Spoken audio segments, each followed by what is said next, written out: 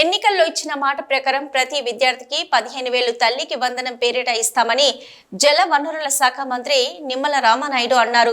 ఈ పథకానికి త్వరలోనే విధి విధానాలు ప్రకటిస్తామని తెలిపారు. అబద్ధాలకు అసత్యాలకు రాష్ట్రంతో పాటు అంతర్జాతీయ స్థాయిలో వైఎస్ఆర్సీపీ పేటెంట్ పొందిందని ఎద్దేవా చేశారు.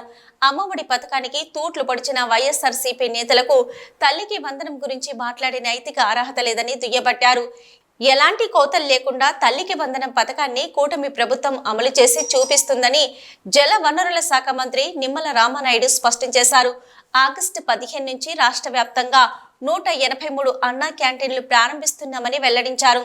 ఎన్నికల్లో ఇచ్చిన మాట ప్రకారం ప్రతి విద్యార్థికి 15,000 తల్లికి వందనం పేరిట ఇచ్చే పథకానికి త్వరలోనే విధి విధానాలు ప్రకటిస్తామని తెలిపారు. ఓ పండగ వాతావరణంలోనే తల్లికి వందనం కార్యక్రమం త్వరలో చేపడతామన్నారు. మళ్ళీ ఈరోజు తల్లికి వందనం మీద కూడా గత 2 రోజుల నుంచి ఏదైతే మీ బ్లూ మీడియా కానీ మీ యొక్క ఏదైతే విష పత్రికలో మళ్ళీ అబద్ధాలు అసత్యాలు అదే మాదిరిగా ప్రచారం చేస్తున్నటువంటి పరిస్థితిని నేను గత 2 రోజులుగా కూడా చూస్తూ ఉన్నటువంటి పరిస్థితి. ఏదైతే ఇంకా తల్లికి వందనం మీద ఇంకా మేము ఎటువంటి విధి విధానాలు ఇంకా రూపకల్పన చేసుకోనప్పటికీ, ఎందుకంటే ఇప్పుడు ఏదైతే జగన్మోహన్ రెడ్డి మాటిచ్చి మడమ తిప్పి అమ్మఒడి ఒకరికి ఇస్తూ ఉంటే ఎంతమంది పిల్లలకి ఇస్తూ ఉన్నారు, ఆ ఒక్కరికి కూడా ఎంతమందికి ప్రభుత్వం ఎగ్గొట్టింది.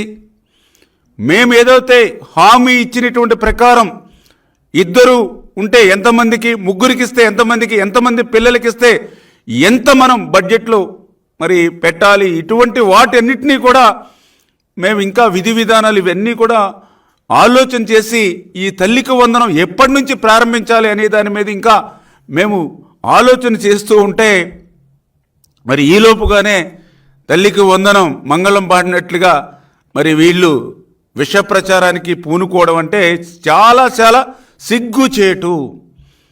ఎందుకు సిగ్గుచేటు అంటున్నానంటే తల్లికి వందనం గురించి ఈ వైఎస్ఆర్సీపీ నాయకులకు మాట్లాడేటువంటి అర్హత లేదు అని ఎందుకు చెప్తున్నానంటే, ఆ రోజు ఏదైతే అమ్మ ఒడి గురించి ఆ రోజు ఎన్నికలకు ముందు ఇంటింటికి ప్రచారం చేసినప్పుడు ఆ రోజు చాలా క్లియర్గా మీ ఇంట్లో ఎంతమంది పిల్లలుంటే అందరికీ కూడా అమ్మ ఒడి ఇస్తాము, 2 పిల్లలుంటే 30,000 రూపాయలు ఇస్తాము.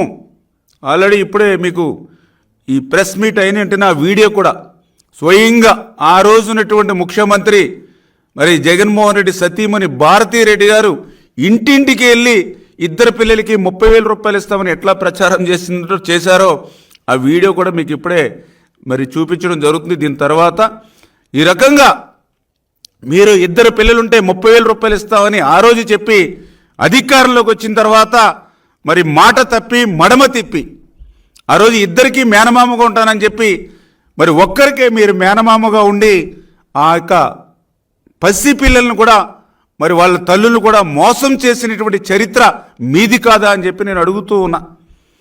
అదేవిధంగా ఆ రోజు మీరు 2019లో మే నెలలో అధికారం చేపట్టిన తర్వాత మీరేదైతే మీ ఎన్నికల హామీ ఏదైతే అమ్మఒడి ఉందో దాన్ని మరి ఒకరికే ఎగ్గొట్టినటువంటి ఇచ్చి మరొకరికి ఎగ్గొట్టినటువంటి ఆ అమ్మఒడికి సైతం ఎప్పుడు అమలు చేశారు మీరు?